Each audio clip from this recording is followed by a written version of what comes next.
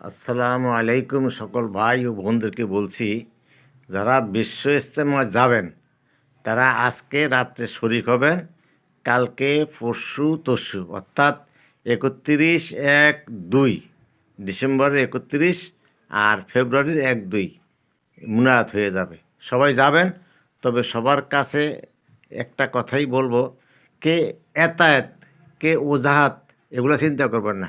আপনারা যাইবেন আল্লাহর জন্য, আল্লাহর জন্য মানুষকে ভালোবাসবেন, আবার আল্লাহর জন্যই মানুষকে শত্রু ভাববেন। আল্লাহর জন্য একে অপরের সাথে মিলে যাবেন। এ কথা ভাবলে চলবে না যে তাবলিগ 2 ভাগ 3 ভাগ, এগুলো না। আমার আল্লাহ এক, আমার রাসূল এক, কোরআন এক, হাদিস এক। কাজেই আমরা কোরআন হাদিসের অনুকরণে পথ চলব। যখন কোরআন হাদিসের অনুসরণে পথ চলব, তখন কে কোন দল, কে কোন মুসলিম, কে কি, এটা ভাববার সময় নেই। আমাদের সামনে মডেল হবে আল্লাহ রাসূল, সাহাবারা। কিন্তু কোনো ওলামাও না, মুক্তিও না, মুহাদ্দিসও না, তবে তারা হইল আল্লাহ রাসূলের অনুসারী। এই জন্য খেয়াল করতে হবে, আল ওলামাও ওয়ারাসাতুল আম্বিয়া। তাদেরকে যদি আমরা অনুকরণ করি, তো মঞ্জিল মকসিদ পর্যন্ত পৌঁছতে হবে। তবে এখানে কে হাক্কানি আলেম, কে লেবাসি আলেম, কে দুনিয়াদার আলেম, এটা খেয়াল রাখতে হইব।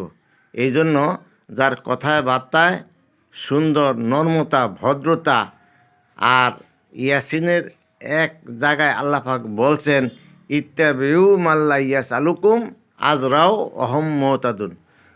তাদের কথা শোনো, তাদের কথা মানো, তাদেরকে অনুকরণ করো, যারা বিনিময়ে কিছু চায় না। তো আল্লাহ যেহেতু বলছে যারা বিনিময়ে কিছু চায় না তাদেরকে অনুকরণ করার জন্য, তাহলে আমরা তাদেরকেই অনুকরণ করব। তাহলে ইনশাল্লাহ আমরা আল্লাহ পাকের সহি রাস্তা পেয়ে দেব। আর যদি আমরা অমুকে তমুক এগুলি ভাববো না, তাহলে আমরা ইনশাল্লাহ আল্লাহ সাহেত ঈমান নিয়ে মরতে পারবো।